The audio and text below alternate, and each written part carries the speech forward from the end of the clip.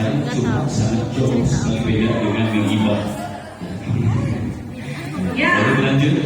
alhamdulillah sudah ada Bapak ya. Ya, silakan dilanjut Bu. Nah, ternyata di sini dapat dilihat Bapak dan Ibu, alhamdulillah ya guru-guru matematika kebanyakannya gembira. Kami datang ke sini dengan hati gembira. Tapi ini ada nih termenung. Ibu Men. Mana Ibu Men? Mana Ibu Men? Ini Kenapa termenung Ibu? Bolehkah saya tahu? awalnya happy Bu, datang ke sini happy, dari rumah ke sekolah happy juga. Pas tadi diumumkan oleh Pak Wahyu sampai jam 3, lebih ke bingung saya. Masalahnya jam 1 itu saya ada agenda rapat yayasan. Jadi kondisi saat ini ya termenung bingung mesti gimana. Terima kasih tepuk tangan dan boleh itu Pak Wahyu. Kata-katamu adalah senjata bagiku gitu ya. Ada juga ini yang takut Ibu Ayanita. Pakai takut, boy. Cik, kenapa pakai takut? Nggak mau ditanya, nggak mau ditanya. Sama Awalnya gitu Bu, karena kebanyakan kami mesin kita dadakan ya acaranya, jadi terbengkalai dengan ruangan, kemudian kalau kasih waktu takutnya Ibu tidak bisa memfasilitasi semuanya. Jadi tuan rumah teh yang mulia kan. tepuk tangan buat Bu Ai. Terima kasih kami Bu Ai, luar biasa ya kita bisa berkumpul di ruangan ini. Terakhir Bapak dan Ibu ya, ada juga yang tertarik. Nah, tertarik ini ada Ibu Lala. Jangan ibu-ibu semua. Maaf Bu Lala, ada topik ya. Maaf Ibu Lala ya. Karena nanya bapak-bapak dan ibu-ibu. Pak Topik tertarik, jangan tertarik padaku ya Pak. Bilu. Pas bilu Pak, gimana? Silakan Pak Topik. Apa yang membuat tertarik? Yang membuat tertarik menurut saya karena ini bukan pembelajaran baru bagi saya gitu. Jadi buat menambah ilmu saya, jadi saya merasa tertarik gitu buat datang ke sini meskipun ya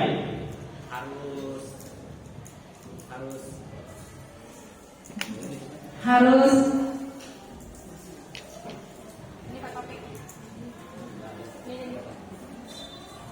meskipun harus menerapkan pembelajaran gitu. Karena saya hari ini juga ngajar gitu. Tapi karena saya tertarik tentang materi ini ya saya datang. Excited gitu ya Pak ya. Terima kasih buat Bapak Ibu. Tepuk tangan untuk kita semua. Alhamdulillah Rabbil Alamin. Terima kasih Bapak dan Ibu. Mohon maaf tidak semuanya saya sebutkan karena kita terbatas waktu. Tapi mudah-mudahan sudah menjadi perwakilan dari kita semua. Ada yang takut, ada yang tertarik, ada yang bahagia. Itu sudah banyak luar biasa. Nah Bapak dan Ibu, ini adalah bagian dari pembelajaran emosi, sosial emosional. Artinya setiap sebelum pembelajaran kita harus menanyakan kondisi anak peserta didik kita. Apakah mereka sudah siap menerima pembelajaran yang akan kita sampaikan? Terkadang kalau ditanya Bapak dan Ibu, peserta didik itu ditanya, kenal hadir dari suruh mama sama orang. Betul ya? Jadi untuk ke sekolah itu mereka akan apa saja. Nah, sampai ada yang bersemangat, Ibu saya dari rumah jalan kaki jauh ke sekolah, ingin belajar segala macam. Sampai ke sekolah jam kosong. Itu dari hati semakin. Nah seperti itu. Tugas dan tanggung jawab kita itu luar biasa Bapak dan Ibu. Baik. Selanjutnya tidak ada ceklak-ceklik, ini harus ke atas. Sekarang Bapak dan Ibu, apakah semua sekolah sudah melaksanakan kurikulum merdeka? Sudah? Belum? Ada yang belum? Masih kurikulum 13 Bapak dan Ibu. Mudah-mudahan nanti insya Allah materi kita tetap akan nyambung ya. Sekarang itu kan kita gembar-gembor dengan merdeka mengajar, merdeka belajar, itu Bapak dan Ibu ya. Ada yang kenal nggak dengan sosok yang di depan? Pasti tahu dari kecil, dari kita SD, beliau selalu fotonya dipajang. Zaman dulu mah pasti hafal pahlawan-pahlawan Nusantara ya Bapak dan Ibu ya. Beliau ini adalah sosok pahlawan pendidikan belajar dewasa. Nah, dengan kurikulum merdeka ini sosok beliau kembali dimunculkan kembali. Dulu kita hanya mengenal mungkin 3 filosofinya, Tuturi Handayani, Ingarso Karso dan Madya, Ingarso Suntolodo dan Madya Ngomong Karso. Cuma 3. Ternyata setelah dipelajari filosofi beliau luar biasa.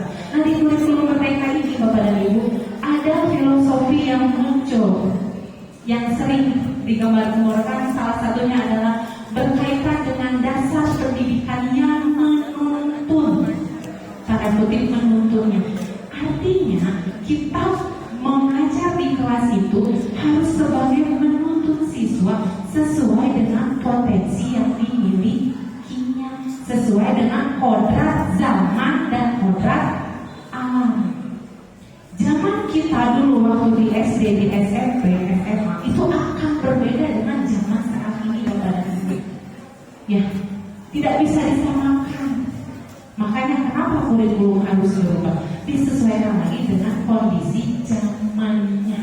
Kita mendidik siswa di kelas itu dikembalikan ke kodrat alam dan kodrat zamannya. Kodrat alam di sini apa? Potensi anak tersebut. 36 siswa yang kita ajarkan di kelas semuanya harus mahir matematika, semuanya harus menyukai matematika, semuanya harus bisa matematika. Itu zaman dulu Bapak dan Ibu. Nah, sekarang kita kembalikan ke potensi anak tersebut. Apa sih yang dimilikinya? Mungkin dia tidak bisa matematika, tapi kita cari apa kelebihannya, sehingga sekarang ada ranking. Ya, kurikulum mereka itu nggak ada ranking. Kenapa? Karena setiap anak memiliki potensi yang wajib kita gali. Pasti ada. Apa sih potensi yang dimilikinya? Nah, tugas kita di sini adalah sebagai guru untuk menuntun potensi dari peserta didik tersebut. Berikutnya Bapak dan Ibu, karena potensi-potensi itu berbeda, pentingnya kita mengetahui kebutuhan belajar anak. Bagaimana kita menciptakan lingkungan yang nyaman, memfasilitasi seluruh individu akan tujuan kompetennya itu dia merasa aman dan nyaman, sehingga tercapai tujuan yang akan kita. Nah, sehingga sekarang itu ada lagi rumah-rumah juga Bapak dan Ibu, gerakan sekolah menyenangkan. Bagaimana kita menciptakan sekolah itu menyenangkan, pembelajaran kita menyenangkan. Tuh di TikTok sekarang banyak Bapak dan Ibu ya, sekolah di bagaimana sih proses pembelajaran yang menyenangkan sehingga anak mau belajar dengan kita menjadi guru yang ditunggu, bukan guru yang didoakan jika ada. Aduh, mudah-mudahan Bu Hani nggak ada, mudah-mudahan Bu Hani nggak ada. So, ya kan? Asa bahagia. Kalau ditanya Bapak Ibu, saya setiap awal pembelajaran saya bertanya, coba kayak kemarin baru masuk pelajaran semester 2 ya, pembelajaran semester ini kalian mau seperti apa? Ada yang jawab seperti ini, Bu, saya berharap sekali aja senang Bu Hani jam kosong. Kenapa gitu ya? Jadi asa bahagia kalau jam kos. Kalau apa kayak Bu jam kos, emang ya pelajaran jam kos gitu ya? Itu di sekolah saya Bapak dan Ibu, nggak ada masalah. Nah, bagaimana kita merubah image tersebut? Jadi pokoknya resep pelajaran Bu Hani teh, resep pelajaran Bu Siti teh. Karena menciptakan lingkungan yang nyaman sehingga anak mau minimal mengikuti pembelajaran kita gitu pada Bu. Berikutnya nih, tadi karena potensinya berbeda-beda, ada 3 kebutuhan murid yang harus kita pahami Bapak dan Ibu. Sekarang itu semenjak adanya kurikulum merdeka, kita selalu ditekankan untuk melaksanakan asesmen diagnosis. Nah, salah satu tujuannya apa? Tadi untuk mengetahui kemana minat dan bakat dari anak ya. Terus apakah anak tersebut sudah paham dengan materi yang akan kita sampaikan, materi dasarnya itu dengan asesmen diagnosis.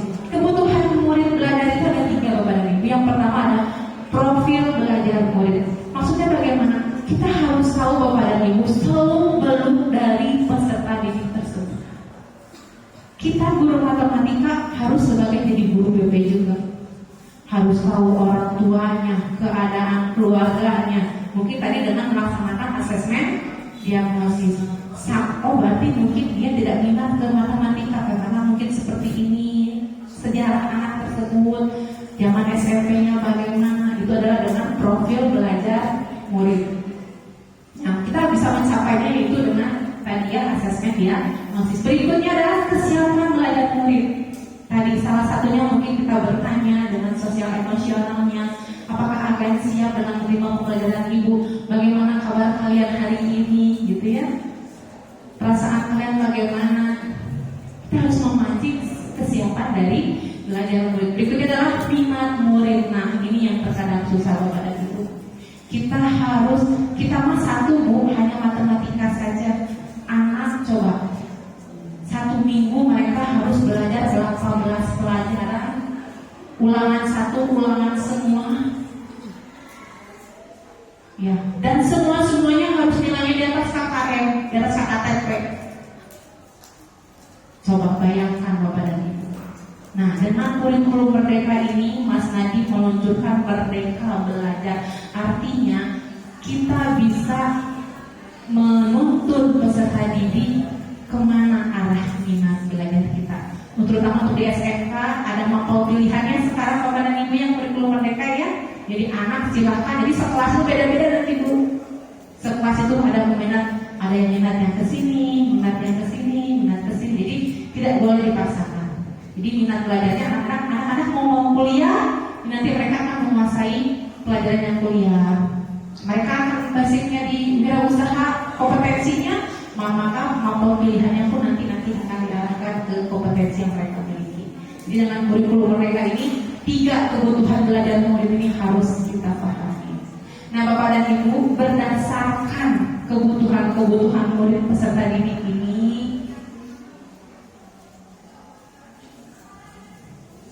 sehingga sebenarnya mungkin kita sudah melaksanakan Bapak dan Ibu pembelajaran berdiferensiasi. Pernah dengar? Pernah ya? Memang kurikulum mereka pembelajaran diferensiasi ini saya yakin Ibu Bapak semua pasti sudah pernah melaksanakannya. Artinya apa? Pembelajaran yang menggunakan berbagai metode pengajaran untuk memenuhi kebutuhan individu setiap siswanya. Artinya kita tidak bisa menyamaratakan setiap siswa. Tugas lagi Bu, tadinya mah cukup 1 sama sekarang mah tidak. Nah, ada kebutuhannya apa saja Bapak dan Ibu? Tadi berdasarkan pengetahuan anak yang lebih tinggi pengetahuannya, bisa kita kasih materi yang lebih tinggi. Anak yang pengetahuannya di bawah, jangan kita paksakan harus mengerjakan yang sama dengan yang lebih tinggi. Cukup misalkan kalau misalkan di yang sederhananya kalau matematika itu perkalian misalkannya, perkalian pembagian. Yang lebih tinggi mungkin bisa membagi kurung. Misal bagi kurung ribuan. Anak-anak yang pengetahuannya di bawah kita paksakan anak untuk bagi kurung ribuan nggak bisa. Jangan dipaksakan, sampai puluhan pun mungkin sudah merupakan kelebihan buat mereka. Nah, tadi gaya belajar, ada yang tahu Bapak dan Ibu gaya belajar itu apa saja? Ada? Auditori, sekarang ya ada yang audiovisual, auditori, ada pembelajaran yang menggunakan video, ada anak-anak yang dengan mendengarkan musik dia lebih enjoy belajarnya. Nah jadi ada yang anak dengan menonton videonya atau anak dengan kita menerangkan, anak lebih paham. Nah itu nanti akan beda-beda Bu. Dalam satu pembelajaran kita itu ada anak yang kita kasih video, ada anak yang kita terangkan, ada anak yang kadang kalau ningali video mungkin udah bisa gitu ya. Tapi ada anak yang nggak bisa, harus diterangkan dulu. Nah ini adalah bagian dari pembelajaran berdiferensiasi. Berikutnya ada 3 metode pembelajaran diferensiasi itu Bapak dan Ibu ada konten, proses, dan produk. Ya, apa itu konten? Sudah tidak asing dengan bahasa konten Bapak dan Ibu. Pasti sekarang membuat konten. Ya, konten TikTok, Facebook, sekarang Facebook juga udah sama kayak TikTok gitu ya, ada jam tayang, ada kayak YouTube gitu. Apa? Artinya dari isi materi tersebut kita tidak menyamakan dari berdasarkan kemampuan siswa. Ya. Nah, contohnya di sini Bapak dan Ibu, saya pernah di materi program linear kemarin mencari titik potong anak yang memiliki kemampuan tinggi. Di situ saya kasih poinnya, dia bisa mencari titik potong dengan substitusi eliminasi. Nah, anak kadang-kadang boro-boro mau ngitung gitu ya, tapi bagaimana anak ini mau belajar? Saya berikan dengan menggunakan aplikasi GeoGebra. Aplikasi GeoGebra-nya silakan download.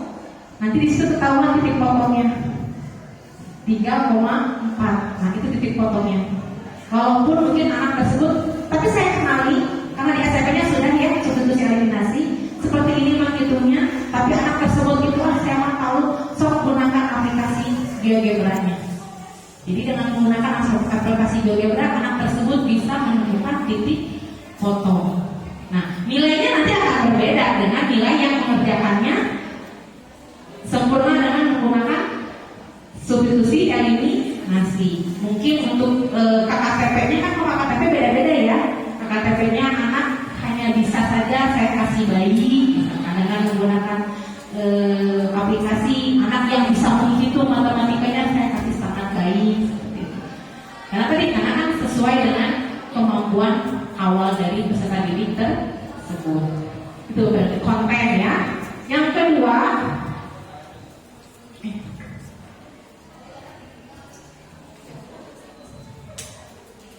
nah, ada diferensiasi proses. Proses ini bagaimana? Tadi, selama kita mengajar, tidak bisa disamakan, semuanya harus paham yang kita terangi. Kita bisa berikan video, kita bisa berikan dengan anak senang membaca, paham. Jadi beda-beda nanti, itu berkelompok biasanya Bapak dan Ibu. Jadi nanti kita dari tes asesmen tersebut, kita bagi kelompok. Nanti anak yang senang membaca, anak yang nonton video saja, anak yang nanti ada tutor sebayanya, itu kita bagi kelompok. Nah, tingkat kesulitan pun nanti akan berbeda-beda sesuai dengan kemampuan yang mereka miliki. Mungkin temanya sama tentang program linear atau perbedaan linear misalkan. Nah, materinya sama, tapi tingkat kesulitan yang kita bedakan tadi sesuai dengan kemampuan yang dimiliki oleh peserta didik. Ada konten, ada proses, satu lagi. Tadi apa? Nah, produk. Kalau matematika untuk produknya kebanyakannya sama ya. Karena menghitung hasilnya 13 ya, 13. Caranya yang berbeda. Misalkan menghitung rumus luas segitiga, anak bisa menghitung dengan luasnya atau anak bisa menghitung dengan cara apanya gitu. Tapi kalau untuk produk biasanya matematika kebanyakan sama ya. Contoh kalau dalam bahasa Indonesia itu misalkan membuat laporan, ada anak yang dengan mengetik hasil laporannya teh, ada dengan tulisan tangan hasil laporannya teh, ada dengan mungkin Canva dengan Aina teh nih, ya Canva dan video. Nah itu produknya beda-beda. Kalau matematika kira-kira kalau di produk apa ya? Apa kira-kira? Produk yang berbeda kalau matematika apa ya? Kalau ini contoh gambar yang saya ambil pada saat kami melaksanakan project bus learning berkolaborasi dengan pelajaran pertamanan di perikanan, Bapak dan Ibu. Jadi matematika masuk di situ. Mereka membuat aquascape, tapi ada matematikanya di situ yaitu dengan apa positif kemarin? Sistem pertidaksamaan linear. Sistem pertidaksamaan linear, 2 variabel ya. Jadi kita masuk di situ, jadi produknya beda-beda. Anak dengan desain yang mereka minati. kalau di kami Bapak dan Ibu, sekarang kita sedang menggiatkan kolaborasi. Jadi belajar itu kolaborasi dengan kompetensinya. Sekarang di perikanan kita membudayakan ikan nila merah, kita masuk matematika masuk di situ. Jadi misalkan kemarin membuat rencananya baru kita merencanakan di awal ya Bu Siti ya, membuat wadah akuarium perikanan gitu, tapi kita yang ajar, kita yang membuat wadah berdasarkan instruksi dari guru kejuruan. Nah itu merupakan bagian dari kolaborasi diferensiasi Pak Ibu. Nah ini salah satu contohnya. Jadi beda-beda, nanti ada yang tamannya, aquascape bentuknya itu kan ada namanya ya. Ada yang gurun, ada yang hutan, jungle, ada yang Jepang. Jadi sesuai dengan minat anak-anak mau seperti apa. Nah kalau contoh matematikanya sendiri kira-kira apa yang Bapak dan Ibu produk yang berbeda? Apa ya? Saya sendiri kemarin melaksanakan pembelajarannya masih di proses dan konten. Kalau untuk produk yang berbeda sendiri, karena hasilnya, karena matematika itu menghitung yang pasti gitu ya, menghitung nilai dan tiga gitu. Sehingga saya juga belum. Nah, baru produk di kolaborasi. Kalau di kolaborasi dengan mapel lain, ini adalah matematika berkolaborasi dengan IPAS dan pertamanan. Nah, nanti semester ini kami akan berkolaborasi dengan perikanan juga, PPH juga. Jadi matematika masuk di situ. Nah, itu Bapak dan Ibu. Ada ditanyakan nggak sampai di sini dulu? Ada yang ditanyakan? Kebayang ya Bapak dan Ibu ya seperti apa pembelajarannya nanti di kelas? Jadi kayak gambar-gambar tadi, nanti ada anak yang nonton video, nanti ada anak yang ngitung, ya seperti biasa lah. Mungkin Bapak dan Ibu juga udah sering melaksanakannya. Ini kalau ini pada saat saya melaksanakan proyek matematika dengan hidroponik Bapak dan Ibu. Anak-anak membuat hidroponik dengan menggunakan materinya perbandingan trigonometri. Nah, anak menonton video dulu bagaimana cara membuat hidroponik dengan model EFT. Nah, anak-anak praktek membuat hidroponik, jadi menghitung kebutuhan paralelnya. Saya menggunakan perbandingan trigonometri, sin, cos, tangen, sederhana. Dengan model EFT hidroponik tersebut karena kami pertanian, jadi anak bisa mengaplikasikan materi perbandingan trigonometri dengan membuat model hidroponik. Nah ini proyek yang kami laksanakan, khususnya saya di sekolah. Seperti itu. Terakhir Bapak dan Ibu, intinya pembelajaran berdiferensiasi itu yang sudah dilakukan ya sebenarnya nama, cuma kita nggak tahu bahwa itu adalah namanya pembelajaran berdiferensiasi ya. Intinya pembelajarannya harus bagaimana tadi, dengan menggunakan berbagai metode, bisa project based learning, bisa problem. Cuman sekarang kalau di kami lebih menggiatkan di project. Jadi kami buat project matematika hadir di situ. Seperti itu. Harus bersifat proaktif. Kenapa? Karena tadi setiap anak itu memiliki kemampuan yang berbeda-beda. Pembelajaran yang bervariasi. Tidak hanya di kelas, anak bisa kita kolaborasikan dengan kompetensi ya Bapak dan Ibu. Kalau untuk teknik akan banyak tuh matematika yang bisa dikaitkan. Kalau di pertanian kemarin kita rada mikir Bu, apa materi yang bisa kita kaitkan dengan kompetensinya. Kita sudah mencoba di materi persamaan linear dua variabel, kita kaitkan dengan perikanan, hidroponik pun kita kaitkan dengan pertaniannya. Itu kita coba. Bersifat dinamis artinya terus menerus. Nah, penilaian Bapak dan Ibu. Penilaian di kurikulum Merdeka itu ada 3. Ada for, of, dan as. Yang mana yang mau kita ambil dulu? Identik penilaian itu selalu di akhir. Sekarang mah enggak Bapak dan Ibu. Kalau Bapak dan Ibu ingin mengambil assessment of learning, pembelajaran dan penilaiannya pada proses itu boleh. Jadi pada proses yang kita nilai, karena anak ini berbeda-beda. Itu berarti di assessment of learning. Nah, ini pun adalah bagian dari pembelajaran diferensiasi.